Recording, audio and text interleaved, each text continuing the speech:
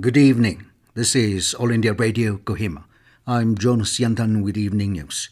The headlines. Additional General Manager NFR Rahul Gautam says works are on to turn Dimapur railway station into a world-class station. Election Commission starts preparations for assembly elections in Tripura, Nagaland and Meghalaya. Electronics and Information Technology Minister Ashwini Vaishnaw says government approved 36,000 crore rupees to install 25,000 new telecom towers in the next 500 days. And Minister of State for Information and Broadcasting Dr. L. Murugan lauds All India Radio and Doordarshan for the credible and truthful news. Now the news in detail. Additional General Manager Northeast Frontier Railways Rahul Gautam said that works are on to turn Dimapur railway station into a world-class station fashioned on the line of international airports. Addressing a press conference yesterday at Dimapur, Gautam said that the project has a completion target of December 2024 and is presently in the consultancy stage. He said that the idea of a world-class train station is providing services and passenger amenities equivalent to that of airports, if not better, but not limited to shopping areas, cafes, and even multiplex. Besides providing recreational facilities, he said that the idea is to streamline overall services that will meet public expectation even 100 years down the line and create ample commercial space for businesses to grow, which will benefit not only entrepreneurs but also the railways in terms of revenue generation. Stating that the Government of India is going to invest hundreds of crores in the project, Gautam said it is everybody's responsibility that this station becomes world-class. The Election Commission EC has started preparations for holding the assembly elections in 3 northeastern states of Tripura, Nagaland and Meghalaya. The elections to Tripura, Meghalaya and Nagaland are expected to be held in February next year after the assembly polls in Gujarat and Himachal Pradesh. An election official in Agartala yesterday said that the EC has sent around 5,000 electronic voting machines manufactured by the Hyderabad-based Electronic Corporation of India Limited by 15 big containerized trucks. The official said that in the presence of the representatives of political parties of the state, they have stored the EVMs at Agartala with adequate security measures. The EVMs would soon be provided to all the subdivisions of Tripura. Electronics and Information Technology Minister Ashwini Vaishnaw said that the government has approved 36,000 crore rupees to install 25,000 new telecom towers in the next 500 days in the country. Speaking at the Digital India Conference of State IT Ministers in New Delhi, he said that a list of spots for installing towers is prepared in consultation with states and they can further review the list. Vaishnaw said that connectivity is vital for digital India and its reach to every corner of the country. Congratulating all states and union territories for their speedy onboarding at Prime Minister Gati Shakti, he also informed that a special assistance to states for capital expenditure worth 2,000 crore rupees has been sanctioned.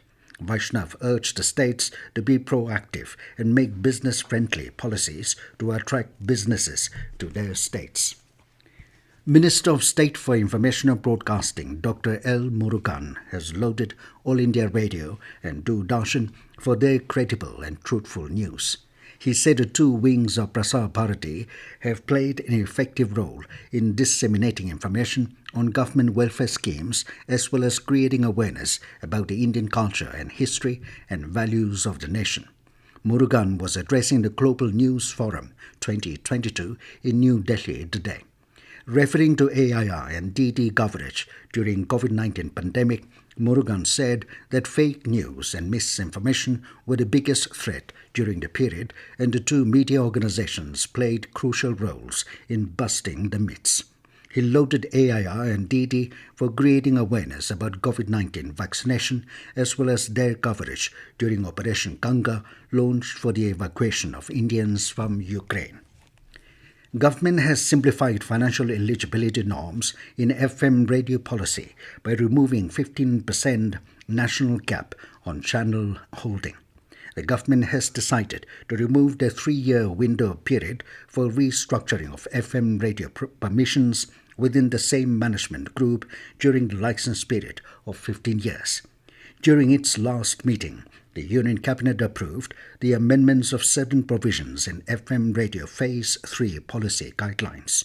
With a simplification of financial eligibility norms in FM radio policy, an applicant company can now participate in bidding for C and D category cities with a net worth of just 1 crore rupees in place of 1.5 crore rupees earlier.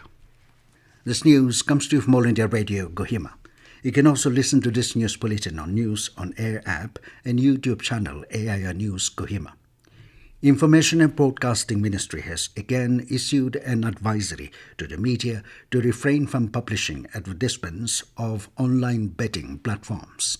It said some online offshore betting platforms have started using news websites as a surrogate product to advertise their betting platforms on TV channels. The ministry has written a letter to private satellite television channels and online curated content like OTT platforms. The advisory said that gambling is prohibited in most parts of the country and it poses a significant financial and socio-economic risk for consumers, especially youth and children. The ministry said it has observed that promotional content and advertisements of betting platforms are still visible on certain news platforms and OTT platforms. Governor of Nagaland, Professor Jagdish Mukhi, extended warm Dzogam greetings to the Khmer community and people of Nagaland. He said that Dzogam is celebrated to invoke blessings for a bountiful harvest and to avoid any unforeseen misfortune among family members during the time of harvest. Mukhi said that this beautiful festival has the underlying essence of promoting unity, peace and harmony. He said that sharing of produces with one another is a wonderful practice observed during the festival. Mukhi said that boys and girls take part in traditional games and rituals of the festival. He said that it is important for our children to carry on the rich culture and tradition. Mukhi said that Dzogam provides an opportunity to understand and appreciate the beauty of the underlying ancient philosophies of the community. The governor urged to follow COVID-19 protocols while observing the festival. Governor of Nagaland, Professor Jagdish Mukhi, and Chief Minister Nipirio have conveyed Yemshi greetings to the Puchuri community. Mukhi said that Yemshi is a harvesting festival and the Puchuri community rejoices the fruit of their hard work during this time of celebration. He said that an important practice is the enthusiastic cleaning of the village by the people. Mukhi urged to take active interest, especially the youths, in safeguarding and promoting the rich cultural heritage of the Nagas inherently reflected in our festivals. The governor also urged to celebrate the festival by observing COVID-19 protocols at all times. In a tweet, Rio said that Yemshi is the festival of welcoming new harvest and blessings. Rio wished that the festival foster unity and bring blessings of prosperity and wellness to every household. A total of 35 teams is set to compete in the prestigious 22nd Naga Students Federation Martyrs Memorial Trophy, which is scheduled to begin from 7th of October. Addressing a press conference today, Convener Organizing Committee Zeko Seto Natso said that Shillong Lajong FC have confirmed their participation in the tournament, including 2 teams from Manipur apart from local teams. The annual tournament is being organized under the aegis of the Angami Students' Union with the theme Goal for Peace. And now to end the news, here are the main points again. Additional General Manager NFR Rahul Gautam says works are on to turn Dimapur railway station into a world-class station. Election Commission starts preparations for assembly elections in Tripura, Nagaland and Meghalaya. Electronics and Information Technology Minister Ashwini Vaishnaw says government approved 36,000 crore rupees to install 25,000 new telecom towers in the next 500 days. And Minister of State for Information and Broadcasting, Dr. L. Murugan, lauds All India Radio and Doordarshan for their credible and truthful news. That is all we have in this evening news bulletin. Good night.